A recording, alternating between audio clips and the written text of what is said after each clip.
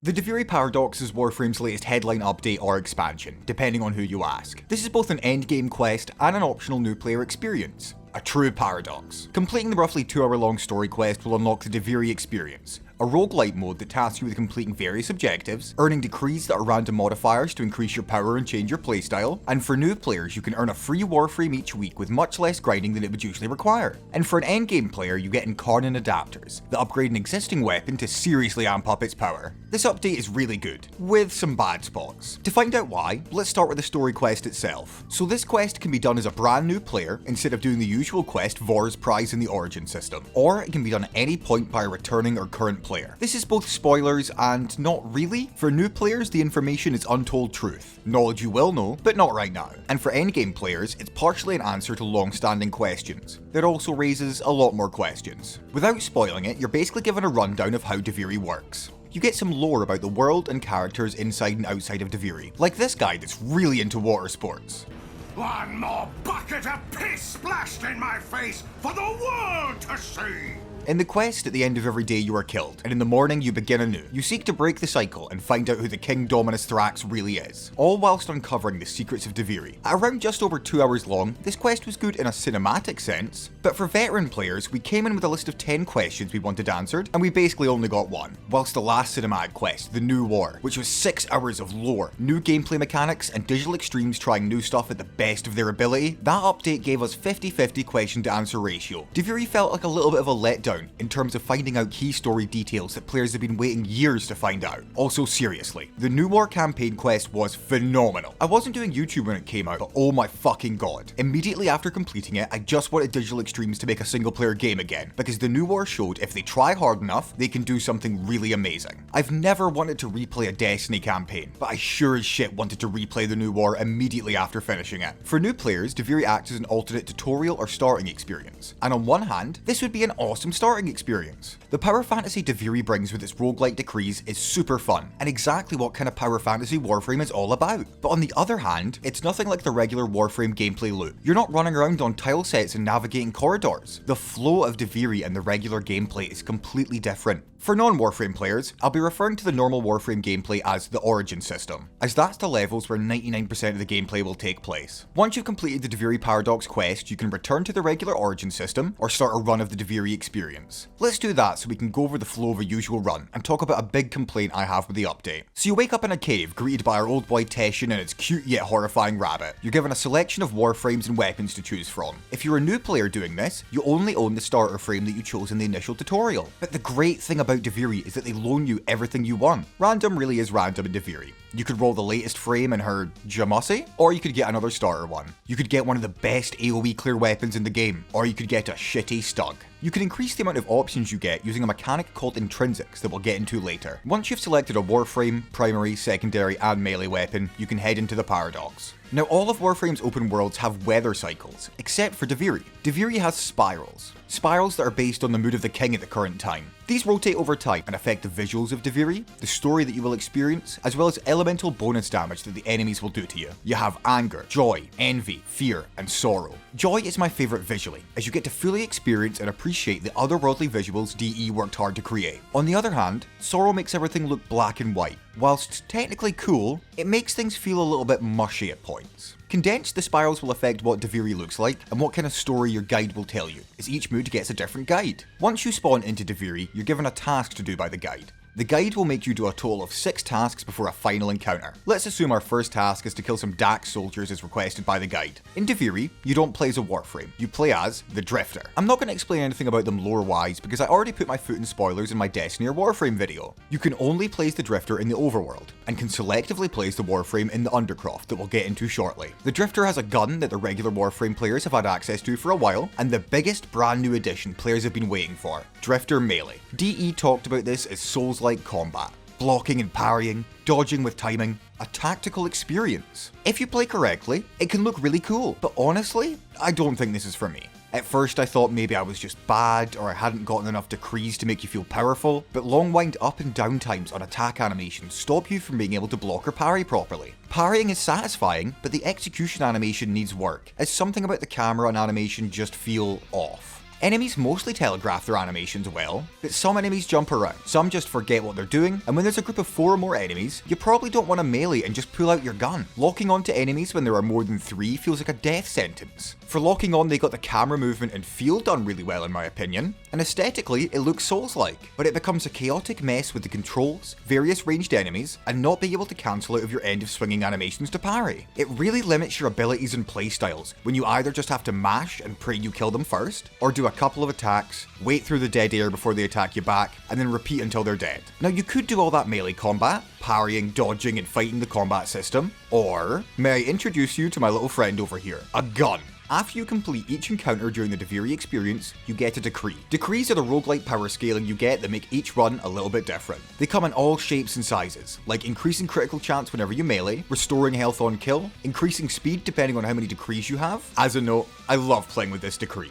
Because the speed is great, sure, but look at how fucking goofy the drifter runs at high speeds. These decrees let you augment specific parts of your playstyle, and they also affect the Warframe you chose. Scaling crit damage melee on the drifter might not be that good in the overworld, but when you get given the chance to play your Warframe, if you've already built crit onto the weapons, these damage numbers can get crazy big. But there is one decree that makes the overworld not just a breeze, but straight up easy mode. Bonus damage on first shot after reload. Your pistol is the Sirocco, a void-touched handgun that has an active reload mechanic. If you hit the timing, then you half your reload time and do bonus damage on your first shot. If you combine the pistol's intrinsic mechanic with a decree that lets you get up to 400% bonus damage on your next shot, you've basically just won the game. Congratulations!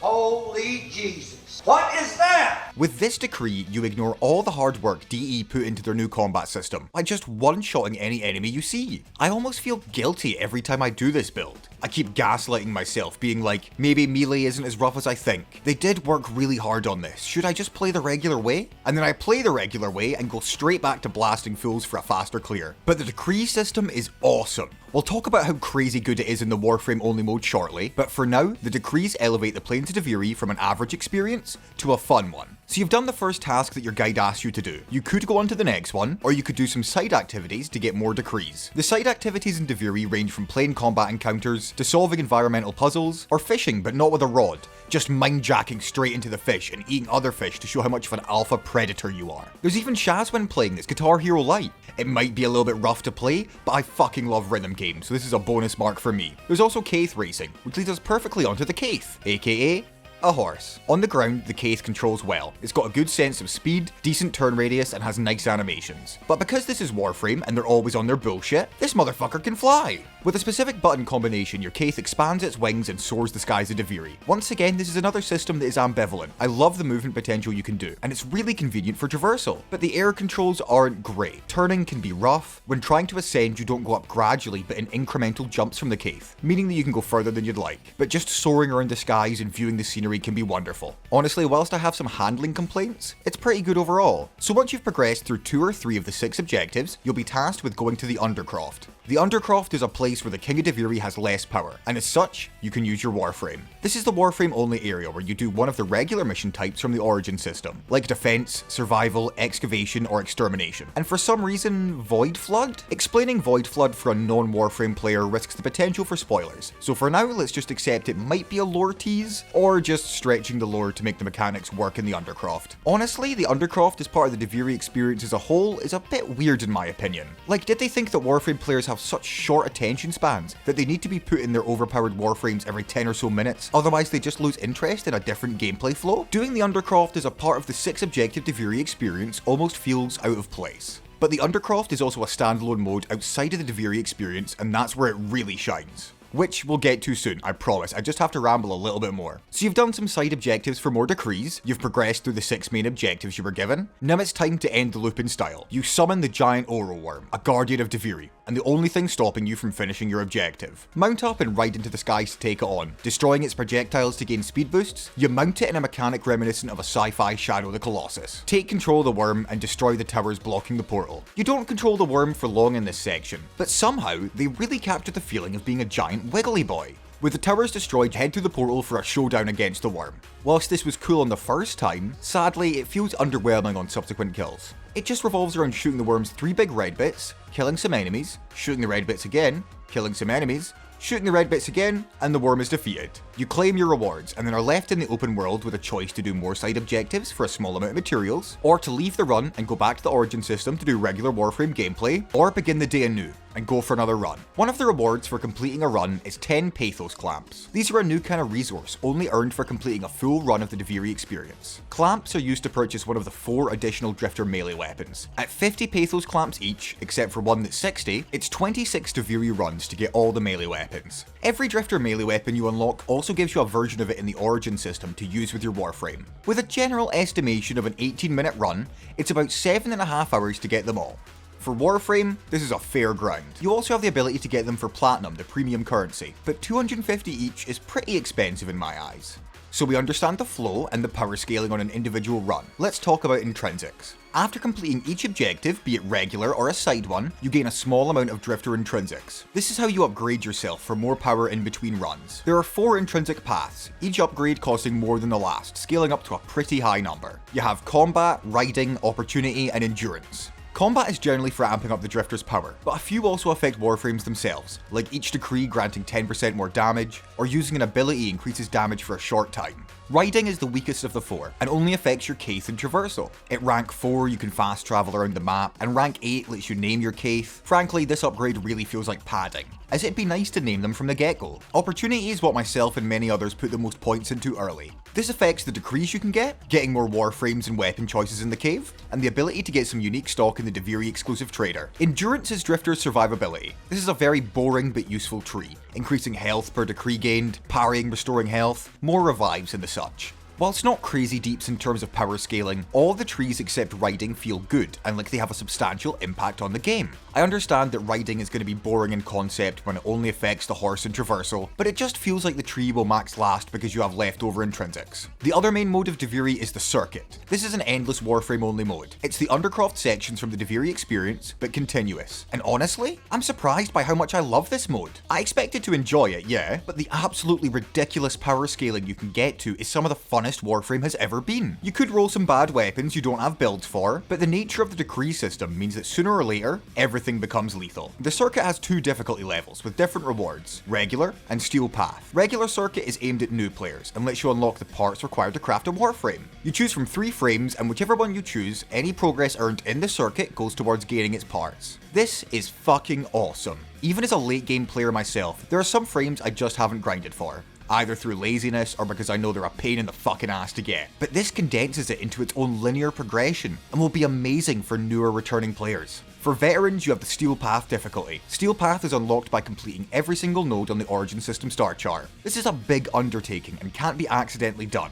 It has to be gradual through a Warframe player's progression. Steel Path Circuit lets endgame players unlock Incarnate Adapters. It gives you a selection of weapons that support them and lets you choose 2 to unlock that given week. Incarnate Adapters boost the base strength of that weapon and give it an alternate fire mode, like giving a single target weapon AoE or giving a weapon multi-shot and turning any gun into a shotgun. Once again, this is awesome. Instead of just making new weapons to power creep out older ones, this gives the love and care that some great feeling, but generally underpowered weapons deserve. You also get arcanes that are extra weapon or Warframe modifications. Endgame players are always grinding for these, so this is nice. The circuit and its rewards are phenomenal. Whilst I would like some more areas to fight in because the 3 or 4 that are available can get repetitive, this mode fulfills the Warframe power fantasy we want and gives us suitable rewards to boot. But I do have one complaint. Enemies killed in this mode don't drop any resources or credits. For endgame players, we can deal with that. We should generally have a stockpile of the stuff after playing for so long, but new players will be given all the Warframe parts to make the Warframe they choose, but the resources used to craft those parts could only be available halfway through the star chart. Having a Warframe almost ready to craft, but locked behind grinding a resource that is multiple hours away, will suck. And with Warframe's lack of in-game direction outside of Q&A chat, they'll have to look at where to get them on the wiki and beeline themselves to that planet. One thing I haven't talked about in this is bugs. Because I was criticising the Drifter melee and some design choices, I didn't want to throw on too many complaints at once. But the community has given the game the nickname Bugframe for a reason, whilst definitely not as bad as the Angels of the Zariman update. Like, holy shit, that was so fucking bad. This update has had its fair share of minor to major bugs. Endless loading, missions not starting, quest markers not showing up, a bunch that affected the circuit. It meant that people's 2-hour-long runs got bugged out and none of the rewards were given. Warframe can be a buggy game, I can 100% testify to that. But DE has been doing hotfixes daily to fix whatever crops up, and is actively listening to the community and their feedback. As a roundup, I'm just going to summarise my opinion on the modes. So we have the Duviri experience, a roguelite melee combat focused mode with a bit of Warframe gameplay thrown in. The melee combat feels rough for me, but I don't think it's unfixable though. Digital Extremes have showed in recent years with stuff like Railjack 3.0 that they are willing to go back and fix stuff the players don't like. Whilst the combat isn't as smooth as hoped, it's not unfun to play. The power scaling is good, the world design is lovely, and even though some of the visual effects might be distracting, it doesn't mean I don't appreciate the work that has gone into them.